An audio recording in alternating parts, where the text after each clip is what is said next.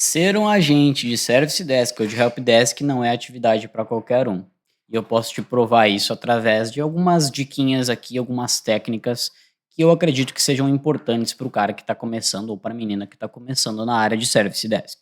Em primeiro lugar, a área de Service Desk geralmente é a área que entra todo profissional que está começando com TI. Basicamente, começa lá olhando para suporte, atendimento ao cliente, resolução de pequenos problemas ou grandes problemas. Geralmente, um profissional inicia nessa carreira de suporte inicial que atende aos clientes com problemas pequenos ou grandes. E na sua maioria das vezes a gente tem um interesse de galgar novos cargos que envolvam a área mais técnica, um pouco mais a fundo dentro de servidores, dentro de implantação de projetos. Mas isso também não invalida a necessidade de que a gente precisa de agentes de suporte que sejam muito bem treinados. E para que esses agentes sejam muito bem treinados, eu entendo que existem algumas atividades que são necessárias para que esse profissional seja um bom agente de Service Desk e Help Desk.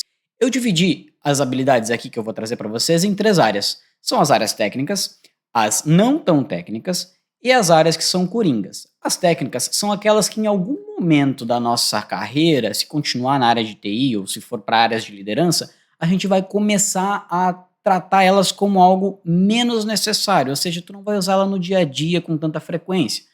As não tão técnicas, elas podem ser usadas de uma maneira mais generalista, ou seja, a gente tem que entender delas para que a gente consiga repassar para o nosso time que está começando e está indo para a área técnica.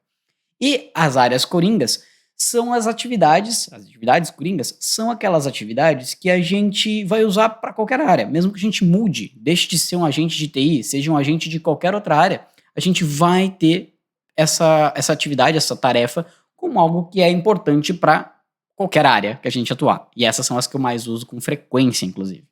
Começar pela observação de vaga. Então, se tu está começando aí na área, ou quer mudar de carreira, o importante, e hoje tem muita opção para a gente procurar as descrições de vaga, quais são as necessidades, o que se espera dessa profissão.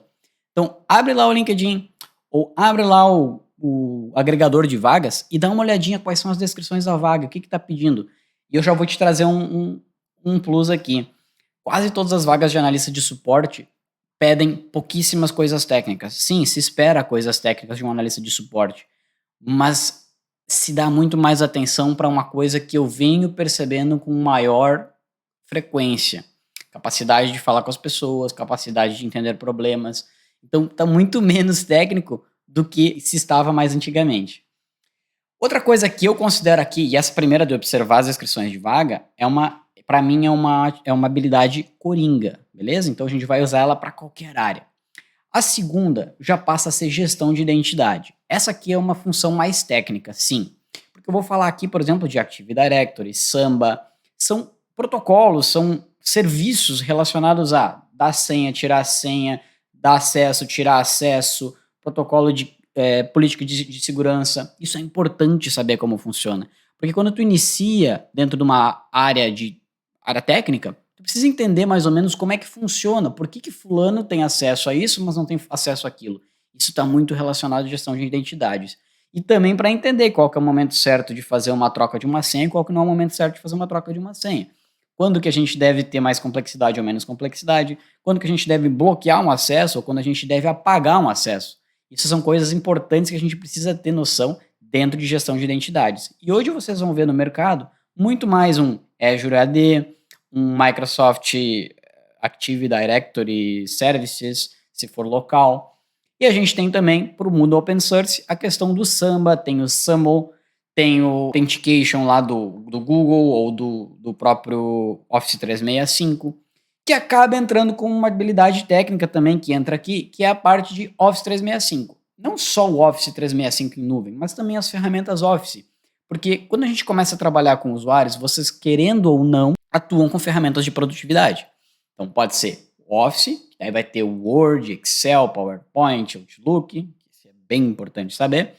Mas também tem outras suítes de produtividade, como por exemplo o Google for Workspace, que vai ter lá o Docs, o Google Planilhas, o Google Apresentações. Então a gente tem que ter uma noção de como usar cada uma dessas ferramentas, as fórmulas, as macros, de forma bem geral, ou às vezes até bem específicas, para alguns momentos onde a gente precisa ajudar algum usuário que tem um pouco mais de necessidades avançadas. Eu não estou dizendo aqui que vocês precisam ser especialistas em cada uma dessas ferramentas, mas a gente precisa entender como elas funcionam, como é que a gente justifica um texto, como é que a gente faz uma alteração de numeração de página.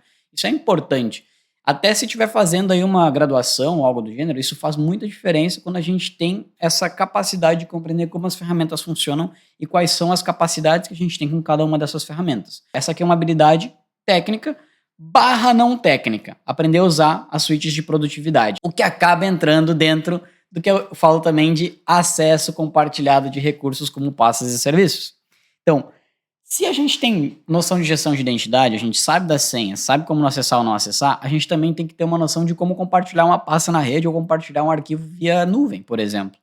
Porque o outro usuário lá na ponta, ele vai precisar usar um arquivo, um documento que precisa estar em vários computadores ao mesmo tempo. Como é que eu vou ter essa noção? Como é que eu vou passar isso para o meu usuário?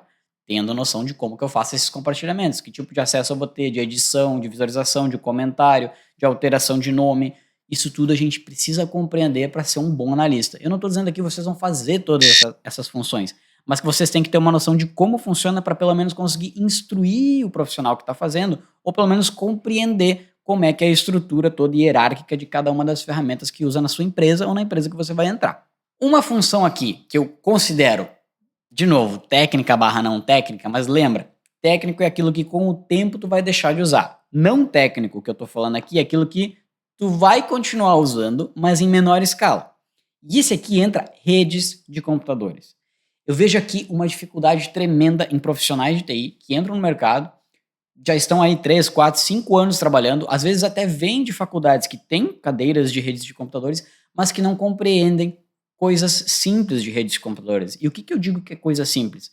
Endereçamento de rede, classe A, B e C, rede com IP externo, com IP interno, NAT, protocolos como TCP, UDP, protocolos de rede, de serviços de rede como HTTP, HTTPS, SSH, FTP, SFTP, são protocolos, são serviços que a gente precisa compreender as suas portas, por que funcionam dessa maneira, porque senão a gente não consegue ter um avanço nas ferramentas. Porque quando a gente vai, por exemplo, configurar um Outlook, a gente tem que entender o que é protocolo POP, MAP e SMTP. Porque cada um deles tem as suas portas por padrão. Então, por exemplo, um FTP tem uma porta 21, o SSH tem a porta 22. Então, se eu não tiver nenhuma alteração no serviço, eu sei quais são as portas que precisam ser liberadas. E eu sei quais são as ferramentas que eu preciso para testar essas portas. Quando que eu uso um telnet? Como que eu uso um telnet? Quando que eu faço um teste de Tracert? Quando que eu faço um teste de ARP para entender quais são os equipamentos da rede? Então, isso é muito importante, mas não é algo super técnico que eu vou usar para o resto da minha vida. Eu não vou fazer um teste, eu raramente hoje faço um teste ARP, um teste de ping. O ping eu faço, vamos lá, né? Mas eu não faço testes que são extremamente técnicos, porque hoje eu não atuo mais na área 100% técnica. Hoje eu já atuo numa área mais de liderança, então quer dizer que eu não uso mais redes? Não, eu continuo usando redes para ajudar o meu time, às vezes, a resolver problemas. Mas eu preciso compreender como uma rede de computadores funciona para eu compreender em que momento que vale a pena eu trabalhar com um servidor desse jeito, com um serviço daquele jeito, porque isso é papel também de um analista de suporte, compreender como todas as coisas funcionam para conseguir montar na sua cabeça quais podem ser os problemas que vão surgir. O que acaba entrando no que eu chamo de a capacidade de solucionar problemas de software em geral e não só de software, mas às vezes até de achar soluções de contorno de forma mais rápida. Isso aqui, além de falar daquilo que a gente compreendeu de redes de computadores, eu tenho que ter um raciocínio lógico muito bom para que eu consiga, às vezes, não ter aquela solução. Vamos dizer que eu não consiga resolver o problema daquela ferramenta específica, mas eu tenho que ter uma ideia do que eu posso fazer como uma solução de contorno para o meu usuário continuar trabalhando. Então, nem sempre a solução vai vir num manual. E essa capacidade de solucionar problemas, ela vem só com repertório. E por isso que eu falo aqui que a capacidade de compreender o todo, redes, um software, como ele funciona, seus protocolos, suas teorias, sua finalidade, isso é importante para que tu consigas criar um campo geral e possa focar na solução e não apenas na ferramenta, porque às vezes o Word não está funcionando, mas o Notepad lá, o bloco de notas pode resolver o problema do cliente. Estou dando um exemplo besta, mas que pode ser uma ideia do que a gente pode ter aqui em relação à solução de problemas. E não só isso, a gente tem que ter a capacidade de fazer buscas.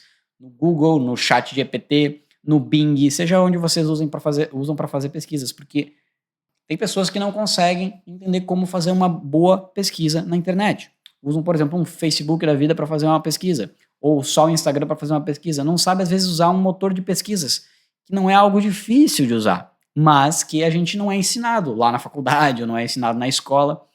Outra habilidade técnica que eu julgo importantíssima é a capacidade de fazer imagens de computadores e como seguir com elas.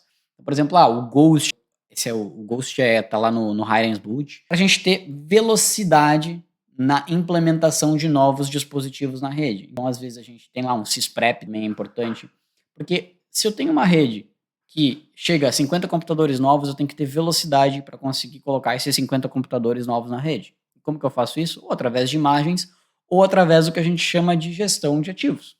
Isso entra softwares como o SCCM da Microsoft, entra um RMM da SolarWinds, o Insight, ou entra o próprio GLP Inventory, o Fusion Inventory com a lojinha de aplicativos para a gente poder fazer essa instalação remota, para a gente ter essa velocidade.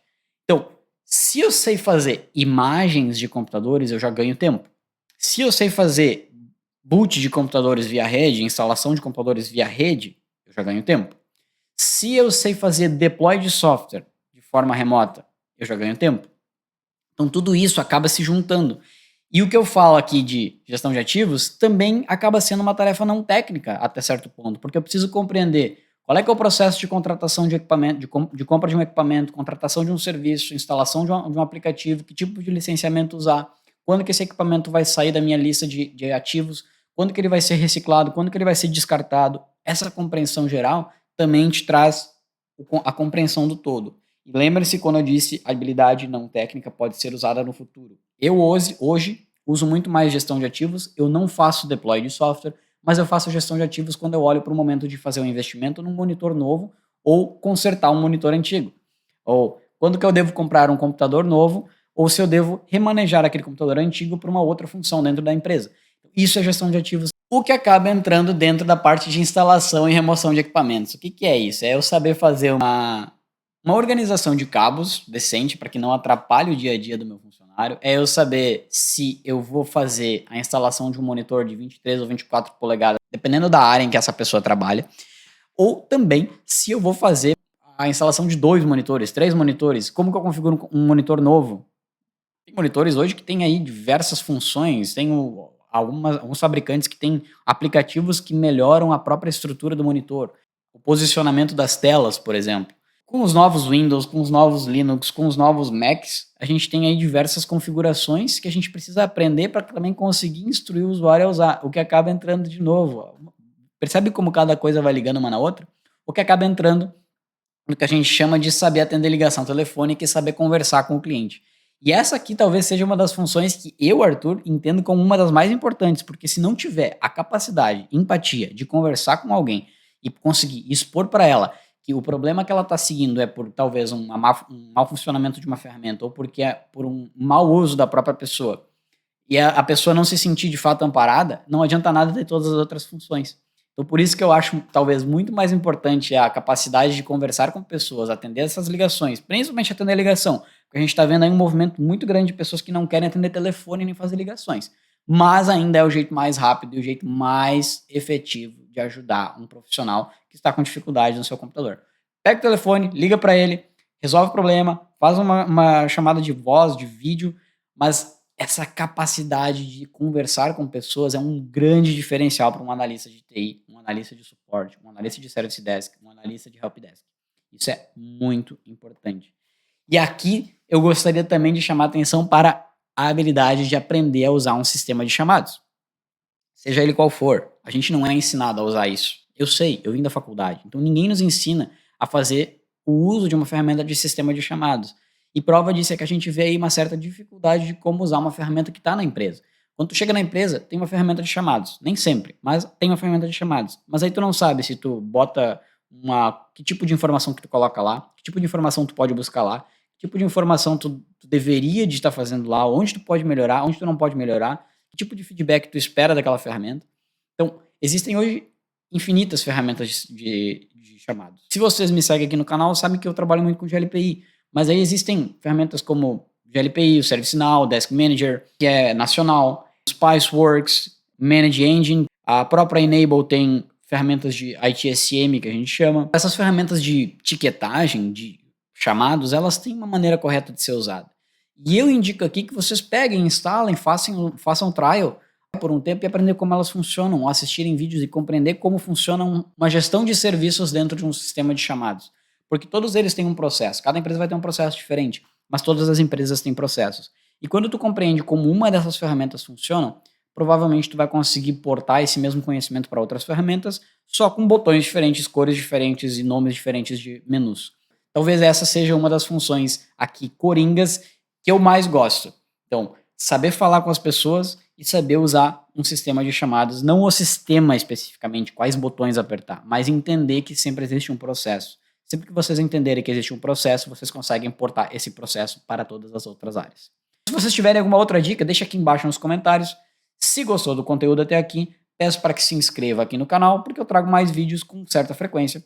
E eu gostaria muito de conversar com vocês. Deixa seu comentário aqui embaixo, manda para um amigo que acha que pode ser importante isso aqui, que está começando na carreira. E muito obrigado pela sua audiência.